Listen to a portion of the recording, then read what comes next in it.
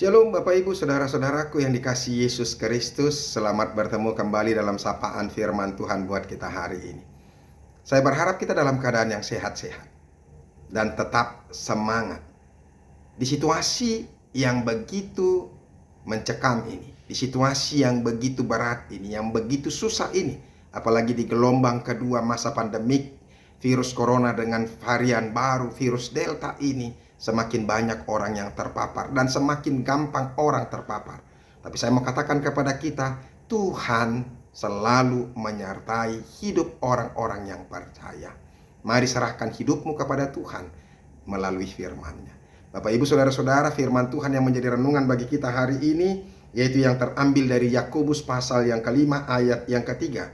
Tetapi sebelum kita mendengarkan firman Tuhan, marilah kita terlebih dahulu berdoa.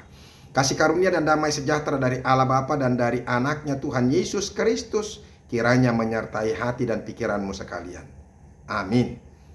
Yakobus 5 ayat 3 dikatakan demikian. Emas dan perakmu sudah berkarat, dan karatnya akan menjadi kesaksian terhadap kamu, dan akan memakan dagingmu seperti api. Kamu telah mengumpulkan harta pada hari-hari yang sedang berakhir. Bapak Ibu Saudara-saudaraku yang dikasihi Yesus Kristus, yang diberkati Tuhan, firman Tuhan yang menjadi renungan bagi kita hari ini hampir mirip dengan renungan kita yang kemarin. Kalau kemarin kita disuruh memilih mana yang kita pilih untuk takut kepada manusia yang hanya dapat membunuh daging kita, daripada takut kepada Allah yang bukan saja dapat membunuh tubuh kita, tetapi juga yang bisa melemparkan kita ke dalam neraka sehingga kita mengalami penderitaan yang kekal selama-lamanya. Hari ini mana yang engkau pilih? Itu renungan kita. Engkau memilih menyimpan harta kekayaanmu, atau engkau memakai harta berkat yang Tuhan pilih dan engkau menemukan kemuliaan dan sorga. Sementara ketika kita menjadi orang yang egois dan rakus tamak, maka kita akan juga dilemparkan ke dalam neraka yang kekal itu. Mana yang kita pilih? Saudara-saudara, ada begitu banyak orang yang terjebak dengan kerakusan, dengan keserakahan. Hanya mementingkan diri sendiri, mengumpulkan harta untuk pribadi, untuk hanya keluarga, hanya untuk menyenangkan diri sendiri, menyenangkan hidupnya, memperhatikan kebutuhan-kebutuhan dagingnya, supaya dia boleh dimuliakan oleh banyak orang, takut serba kekurangan, sehingga dia hanya fokus saja untuk mencari ke harta untuk mendapatkan kekayaan.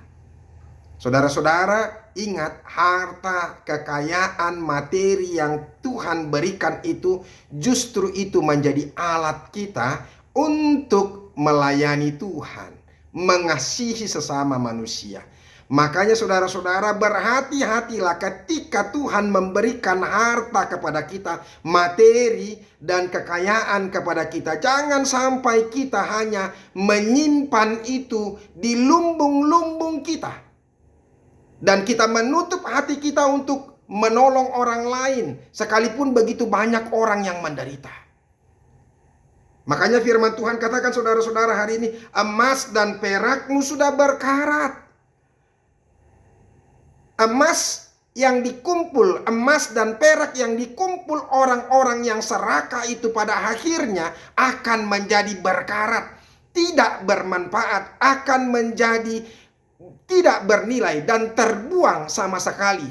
Padahal ketika dia boleh pakai semuanya itu untuk kemuliaan nama Tuhan, untuk membantu sesama manusia, dan untuk bagaimana dipakai untuk pelayanan kerajaan Tuhan, melayani banyak orang, maka hidupnya akan Tuhan berkati dan dirinya akan diselamatkan. Dia akan memiliki sorga itu sendiri. Tetapi ketika dia menyimpan itu berkarat, dan ingat dikatakan juga di sini, dan karatnya akan menjadi kesaksian terhadap kamu dan akan memakan dagingmu seperti api. Orang-orang yang menyimpan hartanya sehingga tidak berguna dan berkarat tidak bermanfaat, sementara ada begitu banyak orang yang seharusnya bisa diberkati melalui harta yang Tuhan berikan kepada kita, maka hidup kita akan Dia lemparkan juga ke dalam neraka. Bapak, Ibu, saudara-saudara, berhati-hatilah. Ada begitu banyak orang-orang yang terjebak akan kerakusan dan keserakahan. Satu ketika ada sepasang suami istri yang dia bekerja di luar negeri, di Amerika, kemudian mereka sudah menjadi penduduk yang resmi di situ, menjadi warga negara Amerika Serikat. Kemudian setelah mereka sudah mengumpulkan banyak harta, mereka rasa bahwa mereka sudah cukup untuk mencari nafkah di sini, dan mereka bermaksud untuk kembali ke negaranya.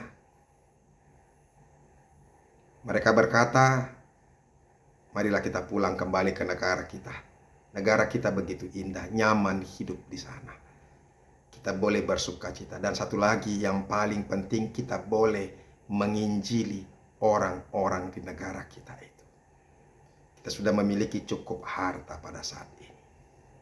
Bapak, Ibu, saudara-saudara, ketika mereka bermaksud untuk mengurus semuanya, bahkan sampai mengurus kewarganegaraan mereka kembali, mereka kemudian berpikir, bagaimana mungkin nanti kalau kita nanti di sana tidak memiliki pekerjaan yang baik dan tidak memiliki income. Apakah ini cukup selama kita masih hidup? Saudara-saudara, kemudian mereka berpikir ulang dan mereka mengatakan, sudahlah, kita tidak perlu harus keluar dari warga negara Amerika. Karena nanti kalau kita kekurangan, maka kita boleh kembali dan boleh mendapatkan pekerjaan, boleh mendapatkan harta kembali di sini. Saudara-saudara, itulah jebakan daripada kekayaan, kepemilikan. Banyak orang-orang yang tidak sanggup meninggalkan harta bendanya untuk melayani Tuhan.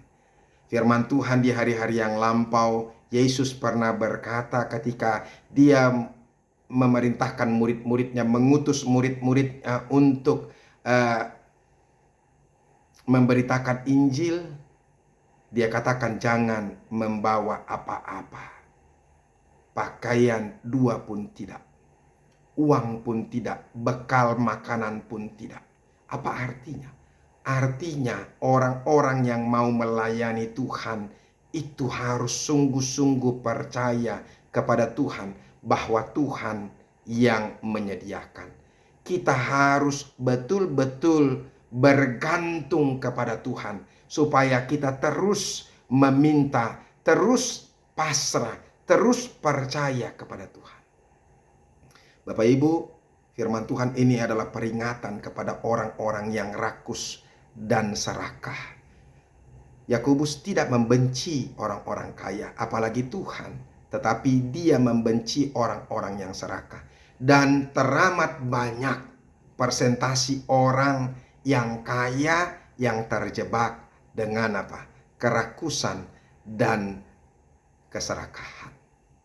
Makanya sampai-sampai Yesus pernah mengumpamakan lebih sulit orang kaya masuk ke dalam sorga daripada unta masuk ke dalam lubang jarum. Itu hanya perumpamaan saja. Tetapi itu menjadi apa? Menjadi pernyataan Yesus kepada orang-orang yang kaya yang selalu serakah. Banyak orang yang terjebak dengan keserakahannya. Oleh karena itu berhati-hatilah dengan hartamu. Jangan engkau menjadi orang yang serakah, rakus, menjadi pelit, takut untuk memberikan hartamu. Dipakai untuk kemuliaan nama Tuhan, dipakai untuk pelayanan. Firman Tuhan katakan, kamu telah mengumpulkan harta pada hari-hari yang sedang berakhir. Saudara-saudara, kita tidak tahu, mungkin saja pandemik virus corona ini menjadi akhir hidup kita. Hidupku atau hidupmu. Kita tidak tahu. Tapi mungkin itu bisa saja terjadi, saudara-saudara. Sementara kita terus ketakutan. Mana yang kita pilih? Kita mau hidup menang dalam kerajaan sorga karena kita mau mengasihi Tuhan dan mengasihi sesama dengan memakai harta kita, atau kita hanya memikirkan diri kita sendiri. Saudara-saudara, Salomo juga pernah mengatakan dalam Pengkhotbah 5 ayat 12, dia katakan, ada kemalangan yang menyedihkan kulihat di bawah matahari. Kekayaan yang disimpan oleh pemiliknya menjadi kecelakaannya sendiri. Berhati-hatilah untuk itu. Jadilah pemurah. Jangan takut. Jangan pelit. Jangan serakah. Jangan rakus. Mari pakai hartamu untuk kemuliaan nama Tuhan, untuk menjadi berkat bagi banyak orang lain. Siapa tahu ini menjadi akhir kehidupan kita, kehidupanmu dan kehidupanku. Tuhan Yesus memberkati. Terima kasih Tuhan. Sekali lagi kami mau diingatkan oleh firman Tuhan supaya kami tidak menjadi orang yang rakus dan serakah, supaya kami juga boleh mempergunakan harta milik kami untuk menjadi alat memuliakan nama Tuhan. Dalam nama Yesus Kristus kami berdoa. Amin. Bapak Ibu Saudara-saudara, kita sudah dengarkan firman Tuhan. Jangan jadi serakah dan rakus, tapi jadilah kita menjadi orang-orang yang penuh kasih. Kasih kepada Tuhan, kasih juga kepada manusia. Sampai ketemu besok. Teruslah mendengarkan firman Tuhan. Salam.